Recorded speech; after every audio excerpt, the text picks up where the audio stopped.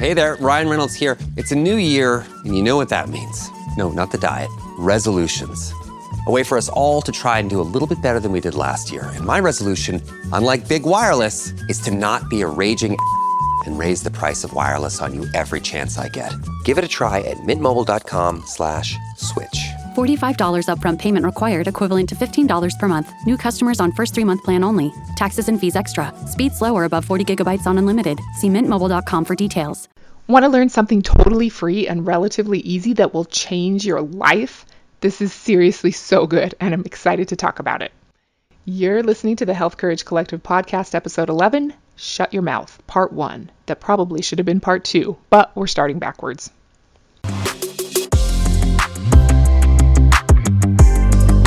Welcome to the Health Courage Collective podcast, the show for women who are too busy to slog through hours of generalized, inapplicable, and often contradictory health information, but too smart to ignore that a few minutes of focused attention now can prevent years of suffering in the future.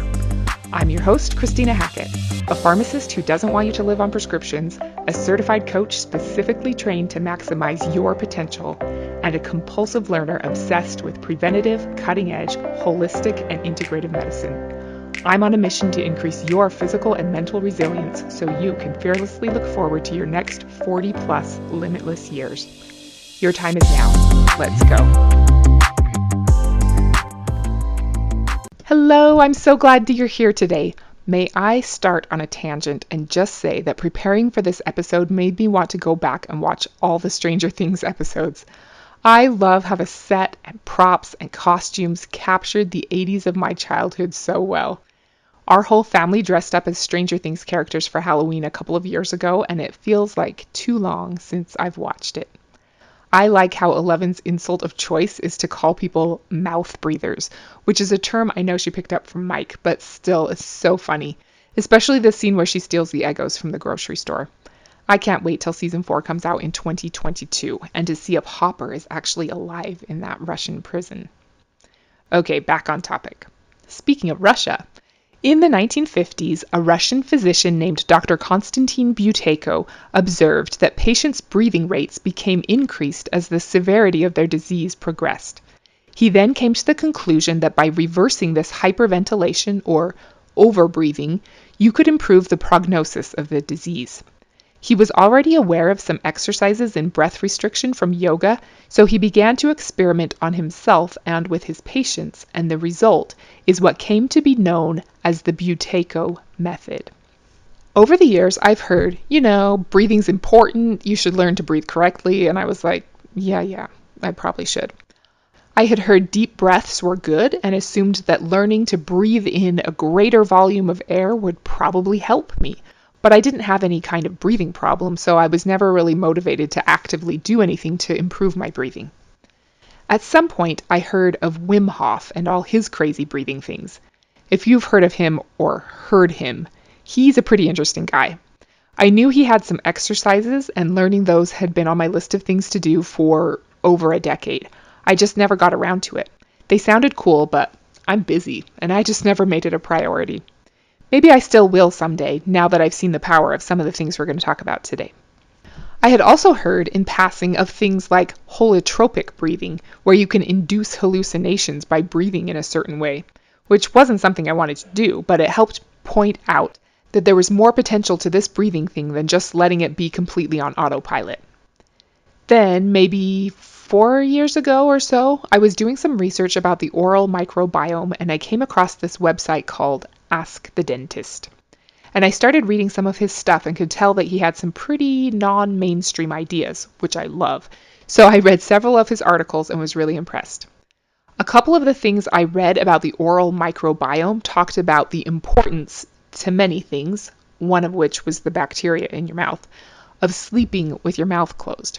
And to be sure to achieve that by taping your mouth closed while you sleep. Maybe you've heard of mouth tape before. But the first time you imagine yourself sleeping with your mouth taped shut, it sounds a little terrifying, like you might as well just zip tie your wrists and ankles together while you're at it. But I read enough to be convinced to give it a try, and I've been taping my mouth shut regularly ever since. We'll get more into this as we go. Around 6 months ago or so, maybe 5, I was able to be on a Zoom call with a guy named Patrick McEwen. I didn't realize how cool that was until the call progressed and I learned more about him, and now I'm his biggest fan. Okay, maybe not, but he's seriously awesome. He's Irish and he has written a few books. The most popular one is called The Oxygen Advantage. I highly, highly recommend it. I got it on Audible as soon as our Zoom call ended. He doesn't read his own audiobook, which is always a shame, but it is read by a guy with an Irish accent, so that makes me weirdly happy. I listened to it in the car on the way to and from school with my boys, so I got them into it too, which I'm super pleased about. Patrick had asthma since he was a young child, and after 20 years of wheezing and inhalers and limited activities, when he was 26, he just decided not to have asthma anymore. What? I love stories like this. I feel like I'm kind of out there and believe some unconventional medical ideas, but I've clearly been indoctrinated enough in traditional medicine to think that asthma is a chronic condition you manage, not one you can get to the root cause of and completely cure. It's not that straightforward for every single person with asthma, but super eye-opening for me. And this is not only cool for people with breathing disorders like asthma or sleep apnea, but for everyone looking to optimize their health. Patrick has trained thousands of regular people and lots of elite athletes like Notre Dame competitors, Olympic athletes, NFL players, and professional soccer players. Because of the amazing changes in his own life with his asthma and athletic abilities, Patrick McEwen was trained and certified in the Buteyko breathing method at the Buteyko Clinic in Moscow, Russia. This is the basis of his teachings. His message is simple. How you breathe at rest and during exercise will affect your overall performance. So, we all need to learn how to breathe correctly, and it's not really that hard. I love learning new things, but seldom do the things I learn fundamentally change the way I think about one of the most basic functions of life. The oxygen advantage has. We know there's a sweet spot for how much food we should consume in a day. Too little isn't good for us, and too much isn't good either. Overeating is a common problem at the root of many chronic ailments in our society today. But did you know that the same thing is true for air? What? Breathing too little isn't good, but breathing too much isn't good either. And over-breathing is at the root of many chronic ailments of our society today. Over-breathing. It's a thing. As with our other fundamentals of eating, moving, and sleeping, how we breathe has been significantly altered since the Industrial Revolution. Here's a quote from the book, The Oxygen Advantage. Correct breathing, which should be everyone's birthright, has become extremely challenging in our modern society. We assume that the body reflexively knows how much air it needs at all times, but unfortunately, this is not the case. Over the centuries, we have altered our environment so dramatically that many of us have forgotten our innate way of breathing. The process of breathing has been warped by chronic stress, sedentary lifestyles, unhealthy diets, overheated homes, and lack of fitness. All of these contribute to poor breathing habits. These in turn contribute to lethargy, weight gain, sleeping problems, respiratory conditions, and heart disease. While getting more oxygen into our lungs might seem like a good idea, it is in fact light breathing that is a testament to good health and fitness. Think of an overweight tourist and an Olympian, both arriving for the Summer Games. As they pick up their luggage and carry it up a flight of stairs, whom do you expect to be huffing and puffing? Certainly not the Olympian. The biggest obstacle to your health and fitness is a rarely identified problem: chronic overbreathing. We can breathe 2 to 3 times more air than required without knowing it. End quote. Wow. The biggest obstacle to your health and fitness might be chronic overbreathing. And it's free and relatively easy to fix. So why would breathing too much air be a problem? It seems weird and a little counterintuitive to strive to breathe less air. In 1904, a physiologist named Christian Bohr father of Nobel Prize-winning physicist Niels Bohr, discovered what is now known as the Bohr effect. This is a central component of the Buteyko method / oxygen advantage method. What Christian Bohr said in 1904 was, quote, "The carbon dioxide pressure of the blood is to be regarded as an important factor in the inner respiratory metabolism. If one uses carbon dioxide in appropriate amounts, the oxygen that was taken up can be used more effectively throughout the body." End quote. The basics are that hemoglobin is the part of our blood that carries oxygen from the lungs into the tissues and cells of our body. To optimize our health and energy, we want to get really good at helping hemoglobin release the oxygen it's carrying so it can nourish our cells. In order to release its oxygen into our tissues, hemoglobin requires proper blood levels of carbon dioxide. Overbreathing decreases our carbon dioxide level and, ironically, leads to less oxygen being released from hemoglobin into our tissues that need it. The primary goal of the oxygen advantage is to help us recalibrate our carbon dioxide levels, essentially getting us comfortable having more of it in our bodies. A quote from Dr. Joseph Mercola in his book Effortless Healing says, "Getting oxygen into your cells is every bit as important as eating the right foods and drinking fresh, pure water. But we usually take breathing for granted, in spite of it being our most fundamental need. When your carbon dioxide level is too low, changes in your blood pH make your red blood cells less able to release oxygen to your cells. This is a problem because oxygen is the fuel for your cells. Without enough oxygen, your cells can't perform their duties optimally. They become more susceptible to viruses and they can't create as much energy. Ironically, to improve blood flow and body oxygenation, we need to breathe less, not more." End quote. Correct breathing both relies on and results in the right amount of carbon dioxide being retained in your lungs. Another quote from the book The Oxygen Advantage says, "The crucial point to remember is that hemoglobin releases oxygen when in the presence of carbon dioxide. When we overbreathe, too much carbon dioxide is washed from the lungs, blood tissues, and cells. This condition is called hypocapnia, causing the hemoglobin to hold on to oxygen, resulting in reduced oxygen release and therefore reduced oxygen delivery to tissues and organs. With less oxygen delivered to the muscles, they cannot work as effectively as we might like them to. As counterintuitive as it may seem, the urge to take bigger, deeper breaths when we hit the wall during exercise does not provide the muscles with more oxygen, but effectively reduces oxygenation even further. In contrast, when breathing volume remains nearer to correct levels, the pressure of carbon dioxide in the blood is higher, loosening the bond between hemoglobin and oxygen and facilitating the delivery of oxygen to the muscles and organs. The better we can fuel our muscles with oxygen during activity, the longer and harder they can work. In light of the Bohr effect, overbreathing limits the release of oxygen from the blood and in turn affects how well our muscles are able to work." End quote.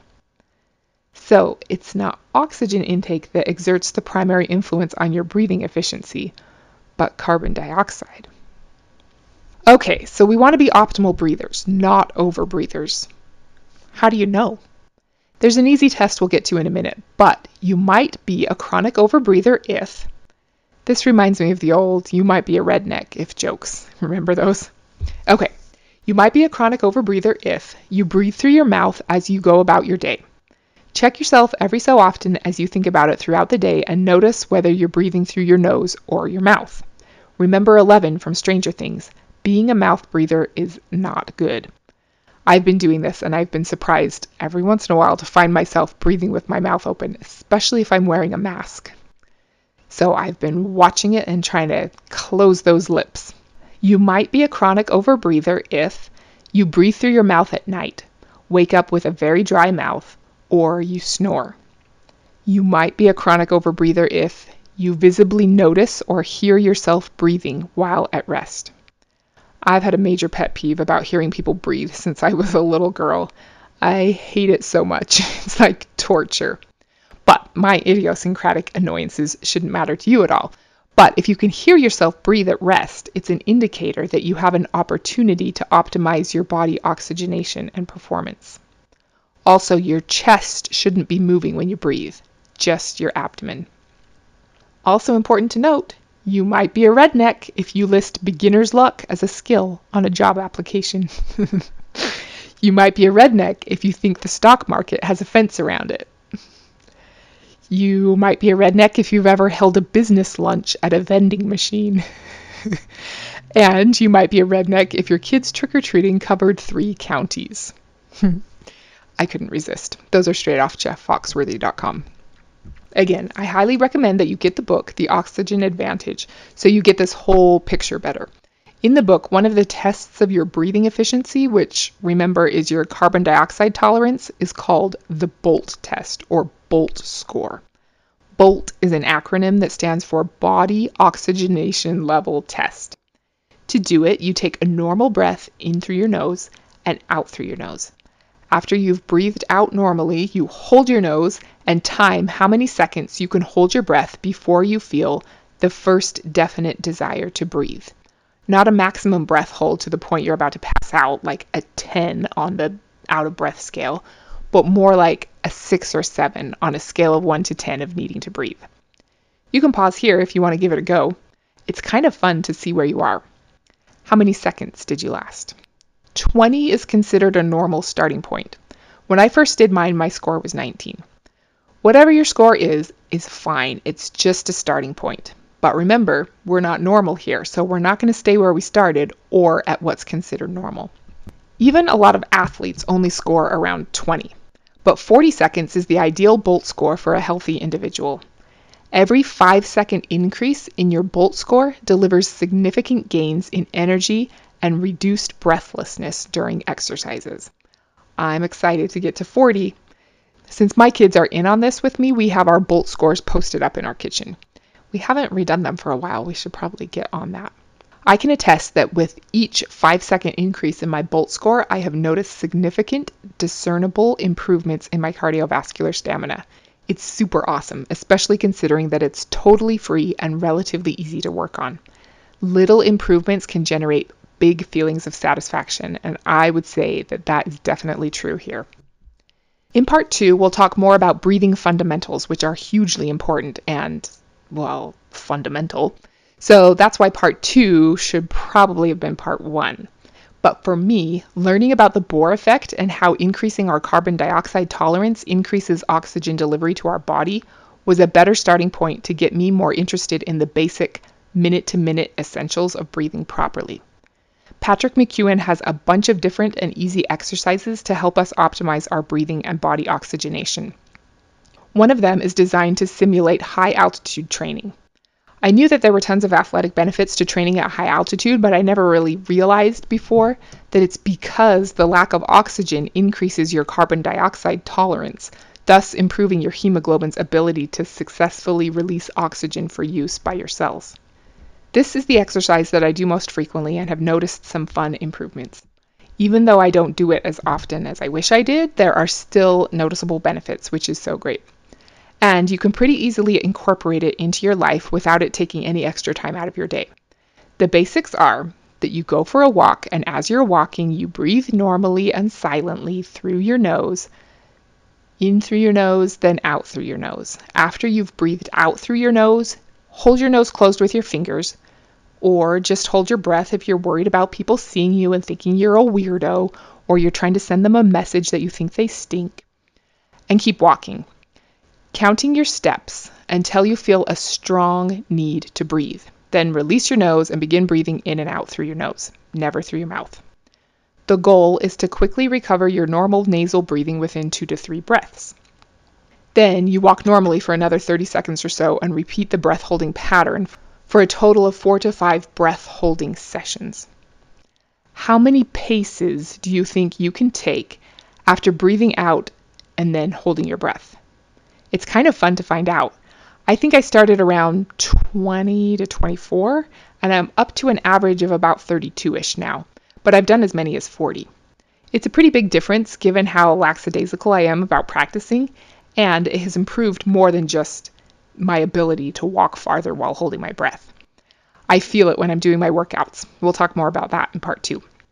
Believe it or not, Patrick has helped asthmatic kids, or more correctly, formerly asthmatic kids, get to 60 paces.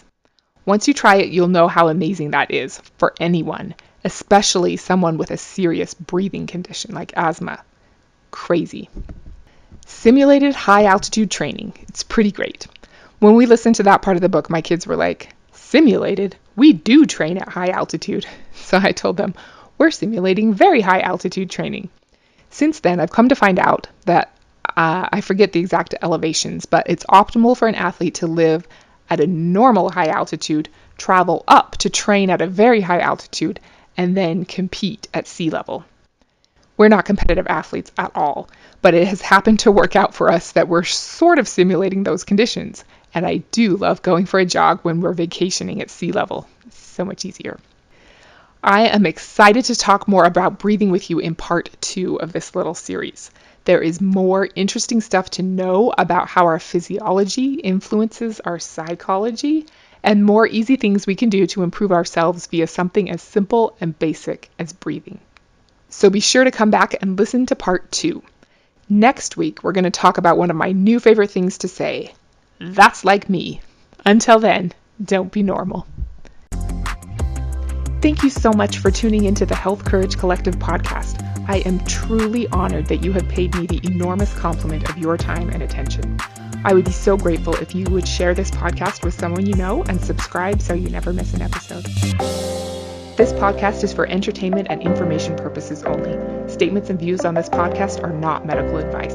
This podcast, including Christina Hackett and producers, disclaim responsibility for any possible adverse events by use of information contained herein. If you think you have a medical problem, consult